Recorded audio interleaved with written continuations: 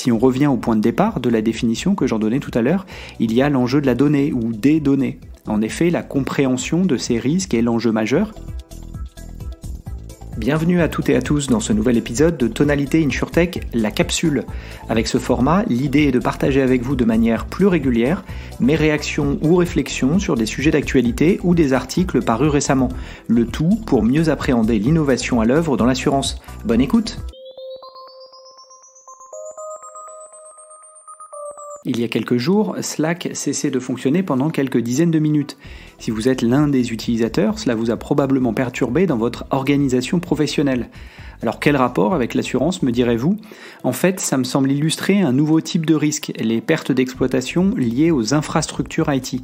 En effet, quelques mois plus tôt, c'était les services de Google qui étaient indisponibles pendant un certain temps.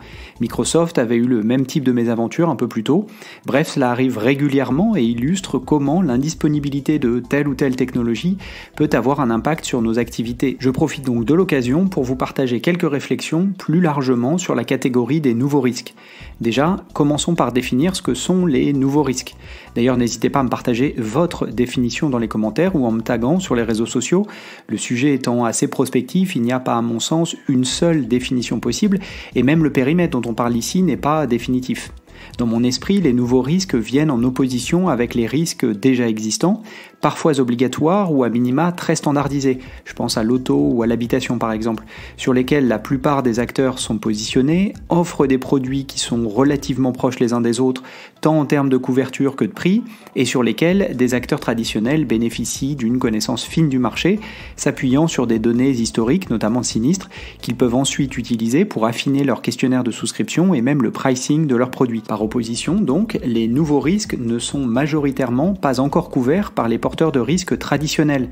La donnée connue et relative à ces risques est limitée, notamment parce qu'ils n'existaient pas ou peu il y a quelques années, ou tout simplement parce qu'ils changent extrêmement rapidement. Enfin, ce sont des risques dont la fréquence et parfois l'intensité aussi ne fait qu'augmenter. Et pour illustrer cette définition théorique et vous partager quelques exemples concrets, voici quelques idées de risques que je considère être dans cette catégorie des nouveaux risques.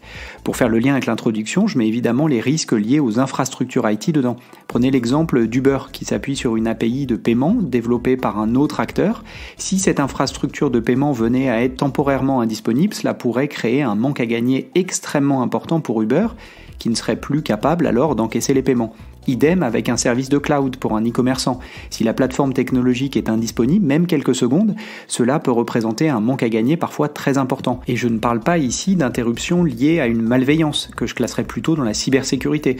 Je ne considère que les interruptions liées à la technologie elle-même, un bug dans le code, un service indisponible, etc. Au-delà de cet exemple, à l'origine de cette chronique d'ailleurs, je pense évidemment aux risques climatiques qui typiquement étaient moins fréquents et dommageables il y a quelques années, pour lesquels il y a peu de données historiques et qui sont à date encore peu couverts par les porteurs de risques traditionnels. J'ajouterai également les risques liés aux actifs digitaux, crypto, NFT, etc., qui représentent des sommes en jeu importantes et font naître des besoins spécifiques à cette nouvelle économie de la valeur virtuelle. On pourrait également y mettre les risques liés aux nouvelles formes de travail, la gig economy évidemment, mais pas que. Je mettrai également le freelancing au sens large, pensant à celles et ceux qui font du conseil ou du développement sur une plateforme comme Malte. Plus récemment, on pourrait ajouter les risques liés aux algorithmes et à l'intelligence artificielle. D'ailleurs, le Wall Street Journal vient de sortir un article sur le sujet au moment où j'écrivais cette chronique. Je vous propose qu'on le lise ensemble dans le prochain épisode de ce podcast. Pensez donc à vous abonner pour ne pas le rater la semaine prochaine. Je pense enfin à la cyberassurance qui me semble être dans cette catégorie des nouveaux risques, notamment quand on écoute les porteurs de risques qui confirment le potentiel économique de cette ligne de métier, la considérant pour certains comme l'une des grandes lignes majeures à l'avenir, mais qui, dans le même temps, reste précautionneux à cause du manque de données et de compréhension de ce risque à date. Et en disant ça, je pense à des déclarations faites par Swiss Re ou Munich Re lors de congrès de réassureurs respectivement en 2022 et 2023. Ça nous amène tout naturellement à l'opportunité que représentent ces nouveaux risques pour la scène InsurTech. En effet, si on revient au point de départ de la définition que j'en donnais tout à l'heure, il y a l'enjeu de la donnée ou des données. En effet, la compréhension de ces risques est l'enjeu majeur. Il faut donc être en mesure d'identifier et d'accéder à des nouveaux jeux de données, parfois indirects, qui vont permettre de mieux définir les contours du risque. Et c'est là que les startups ont un avantage compétitif grâce à leur système d'information dernière génération qui les rendent plus aptes, pour ne pas dire agiles, quant à la connexion avec des acteurs tierces, notamment par l'intermédiaire d'API. Ensuite, il faut donner du sens à ces données. Et c'est là qu'interviennent les algorithmes qui permettent, notamment avec le machine learning ou le deep learning, d'identifier des tendances de fond dans une quantité importante d'informations.